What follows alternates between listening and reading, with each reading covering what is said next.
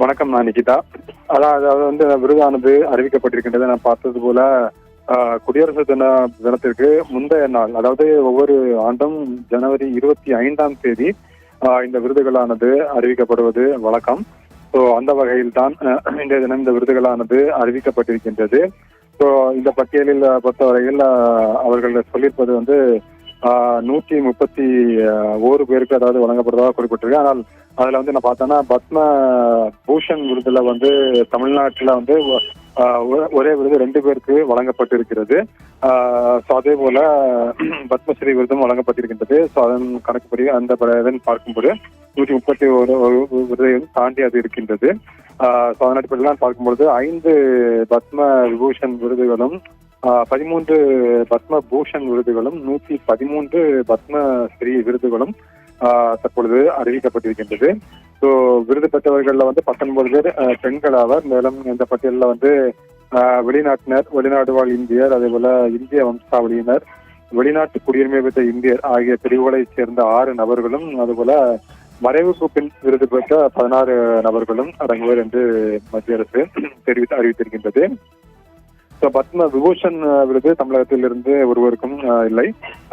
தமிழகத்திலிருந்து 3 பேருக்கு பத்ம பூஷன் விருதானது கிடைத்திருக்கின்றது. அதே போல தமிழகத்திலிருந்து 11 பேருக்கு பத்மஸ்ரீ விருதுகளானது அறிவிக்கப்பட்டிருக்கின்றது.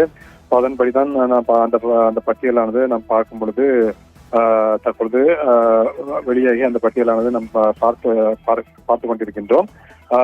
மெடிசினை பொறுத்தவரையில், மருத்துவத்தை பொறுத்தவரையில் தமிழகத்திலிருந்து கள்ளிப்பட்டி ராமசாமி, பழனிசாமி இந்த விருதானது பத்ம பூஷன் விருதானது அறிவிக்கப்பட்டிருக்கின்றது.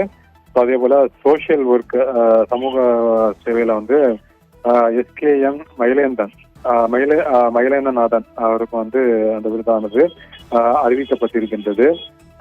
அதுபோல தொடர்ந்து நீங்க பார்க்கும் பொழுது தமிழகத்தை பொறுத்தவரையில் இது பல விருதுகள் அறிவிக்கப்பட்டிருக்கின்றன. அதுபோல கலைத்துறையை பொறுத்தவரையில் காயத்ரி பாலசுப்ரமணியம் மற்றும் ரஞ்சனி பாலசுப்ரமணியம் அவர்களுக்கு இந்த விருதானது அறிவிக்கப்பட்டிருக்கின்றது. பத்ம விருதானது அறிவிக்கப்பட்டிருக்கின்றது. அதே போல மெடிசனை பொறுத்தவரையில் HV ஹண்டே க்கும் விருதானது அறிவிக்கப்பட்டிருக்கின்றது.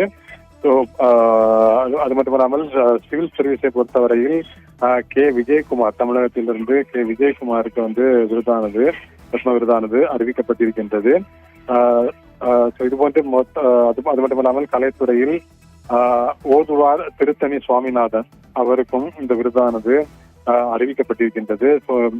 அது மட்டுமல்லாமல் மெடிசனை பொறுத்தவரையில், மருத்துவத்தை பொறுத்தவரையில் புண்ணியமூர்த்தி நடேசன் அவருக்கும் விருதானது அறிவிக்கப்பட்டிருக்கின்றது. அது மட்டுமல்லாமல் கலைத்துறையை பொறுத்தவரையில் R கிருஷ்ணன் அவர் மறைவுக்கு பிறகு இந்த விருதானது பத்ம விருதானது அறிவிக்கப்பட்டிருப்பதாக மத்திய அரசு தெரிவித்திருக்கின்றது. அது மட்டுமில்லாமல் ராஜஸ்தபதி காளியப்ப கவுண்டர் அவருக்கும் இந்த கலைத்துறைக்கான விருதானது தமிழகத்திலிருந்து அவருக்கும் அறிவிக்கப்பட்டிருக்கின்றது.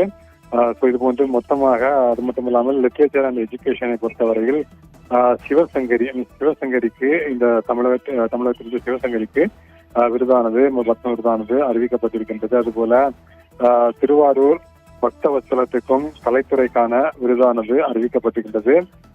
சயின்ஸ் அண்ட் இன்ஜினியரிங்கை பொறுத்தவரையில் விருதானது விழிநாதன் காமக்கோட்டி அவருக்கும் இந்த விருதானது அறிவிக்கப்பட்டிருக்கின்றது.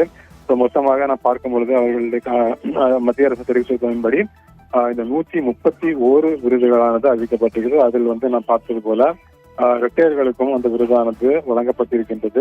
அதன்படி கணக்கு பார்க்கும் பொழுது 131 விருதுகளையும் தாண்டி அது வழங்கப்பட்டிருக்கின்றது.